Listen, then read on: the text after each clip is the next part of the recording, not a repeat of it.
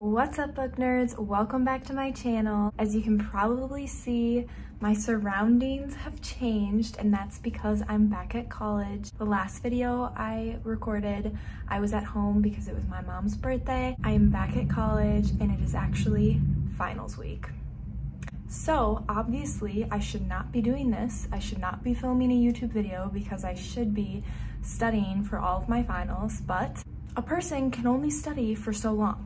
I needed a break, so I decided to come film a video for all of you guys. Because it is finals week and I really should be reading a textbook and not a fun book, I am going to keep this video short and sweet and to the point. There will be absolutely no spoilers, so anyone who has or hasn't read the book I'm about to introduce is more than welcome to stay on. There will be no spoilers. Today's book talk is on Where the Crawdads Sing by Delia Owens. I just saw Haley's comment, she waved. This book has gotten a lot of buzz in the past year. I have heard it mentioned on so many different book platforms, in so many different bookstores, and so that's kind of why I decided to talk about it, because I feel like it's a very hot book of the past year. I'm going to start with a short story of actually how I got this book because it's so cute and it's just worth telling. It was right before Black Friday, this past Black Friday. I was kind of just scoping out some stores in my hometown, seeing the deals. I wasn't gonna buy anything because I normally go shopping on Black Friday with my mom and grandma, so it was just a few days before and I was just checking what I would want to possibly buy on that Friday. I walked into my favorite store in my hometown, which is a record, book, and movie store. Three of my favorite things of all time. Find me there always. If it had coffee and cats or a dog, I probably wouldn't leave the place. So I walked into this store and I immediately saw this book on display and I was like, no way. Because in the past year, you have all probably heard of this book. I had heard about it from friends, family, on the internet. It was displayed in all of the Walmarts, Targets, Barnes & Noble, BAMS, any of your local bookstores. This was always on display and I was always like, wonder what that's about. And everybody always had the best things to say about it, and so I was like, oh, I need to get it. So I immediately snatched it off of its shelf and then I walked around the store for probably 10 minutes, but I was kind of in a rush. Like I said, I was just window shopping and I had to go home. I didn't really have a lot of time and they had a deal, buy 2 books, get 1 free, and I just didn't have enough time to really look through all the books and find 2 more, and so I was like, I'll just put this back for now and come back in a few days. On my way out of the store, I said goodbye to the owner because he's such a sweet man. And he was like, hey, wait, hold on. I thought you had a book, don't you want to get it? And he actually apologized because the whole time I was in the store, he was with another customer. And normally when I go into the store, we talk about books or records or movies. He thought it was his fault that I wasn't buying anything. And I was like, no, I'll be back in a few days. I'll get the book. And he's like, well, which book was it? And I was like, Where the Crawdads Sing. And he was like, well, why don't you just take it home with you? And I was like, no, it's okay, I'll be back, I'll buy it in a few days, it's totally fine. And he's like, no, I want you to have it, it's a gift from me to you. And I was just shocked, and so I ended up taking this book home for free. I think that's why I like this book even more, because of that unexpected act of kindness. I just love when people, strangers or friends like the owner, just do things like that. And it not always free things, but just small, meaningful, kind things just warm my heart so much. So that was the start to this book. Obviously, I'm gonna like it. So as I said before, there will be absolutely no spoilers. I'm just gonna kind of give a little summary or synopsis similar to the one you could find on the back of a book, or I think in the case of this book, it's on the inside cover. Of course, there's gonna be a few more details that I have found are important when reading the book, but I will not spoil anything. So this book takes place in a small town called Barkley Cove in North Carolina. Kind of gives me Nicholas Sparks vibes, because if you've ever kind of looked into Nicholas Sparks books and his writing, and all of the movies, they're all based off of settings in North Carolina because that's where Nicholas Sparks is from, so that's what he knows, that's what he writes. And so that's kind of what this book reminds me of. On the outskirts of this town, there's a huge marsh, and that is where the main character, Kaya Anderson, or Marsh Girl in the case of this story, lives in a shack.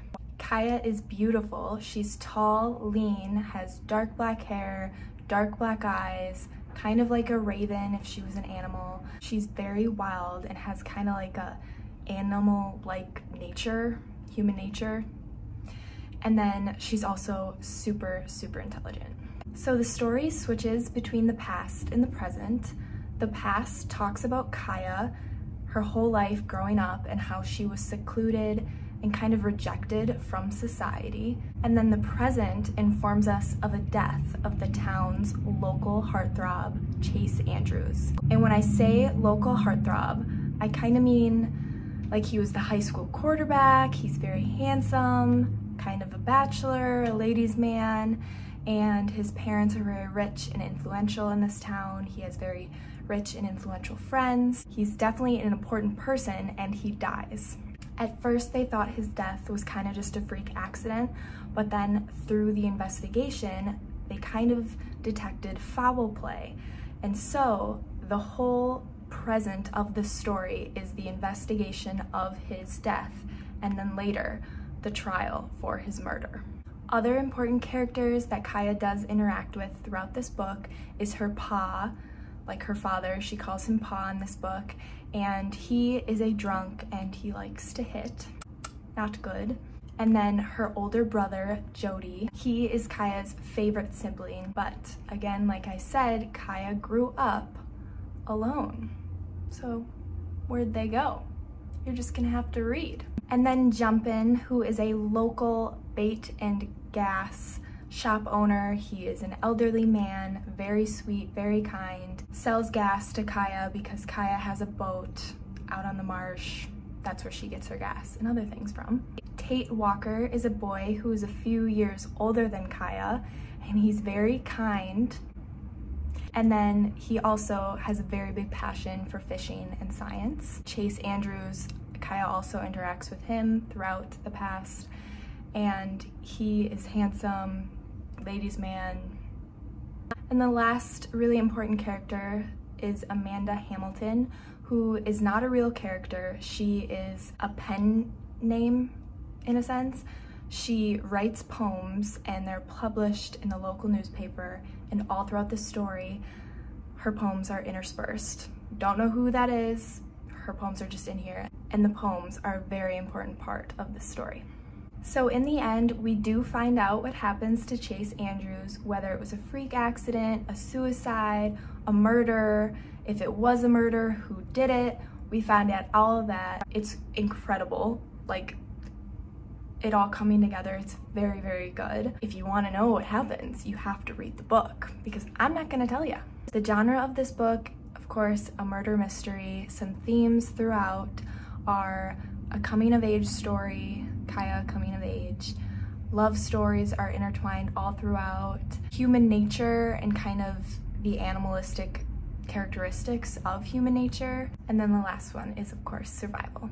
So after I read this book, I actually immediately recommended it to my father because he's really into like outdoors, wilderness, science, all of that, and he likes reading too. So I gave it to him and he read it in like a day as well. He thought it was really good, and then my mom read it, and now my grandma's reading it. A lot of my friends and other family members have read it. It's very good, highly recommend it. My dad and other people who I've seen reviewing this book have kind of thought the ending was a little rushed. Personally, I like the ending.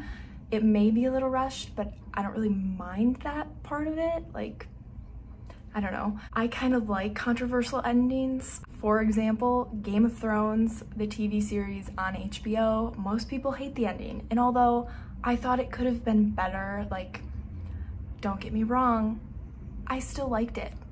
There's a lot of street, like marsh talk in it, so at points it is hard to follow. Kind of reminds me of like Old English, if you read Wuthering Heights or something like that. It's not like formal like that, but it's hard to understand at times because it's so informal. The author, Delia Owens, is actually a scientist who is known for nonfiction writing. She normally writes about the wilderness, outdoors, science, all that. So this is her first fiction debut as a writer. And I think she did amazing, and I think she did so amazing because she wrote about something she knew. A lot of this book has elements of nature, the outdoors, wilderness, and then science, which is what she does for a living. It's all very factual, very believable, and very good. Okay, that's all I have for you. I'm actually filming like in my window, and there's a very large street down below me, so I'm very sorry if you've heard background noise of like cars, kind of like that, if you just heard that. I kind of call it big dick energy. When people drive by and kind of rev the engines, I just think it's unnecessary, but they just need to tell us how cool or big their truck or motorcycle is. Unnecessary, but they do it anyway, so I'm sorry for that. Please comment down below if you liked this shorter video with no spoilers and this different genre. As I said in my last video, I basically will read anything, fiction, nonfiction, old books, new books, any genre whatsoever. I love all types of books, and I will be talking on this channel about all types of books. So please feel free to like and subscribe for all the new content that will be coming out very soon, because as I said, finals are this week, so that means summer is happening very soon, and I'm very excited about it. And then I'll have a lot more time to create and post videos on books for all of you. Thank you so much for watching, book nerds. Now I have to go read probably a marketing textbook and study my butt off if I want to do good on my finals. Very sad about it because I don't get to read a fun book, but you guys hopefully can go read this book. And if you don't want to read this book and want to read a different genre, that's fine, as long as you're reading, because, well, we're book nerds, so that's just what we like to do. I'm gonna go study now. Thank you so much for watching. Please like, comment, subscribe, do whatever you need to do. Bye.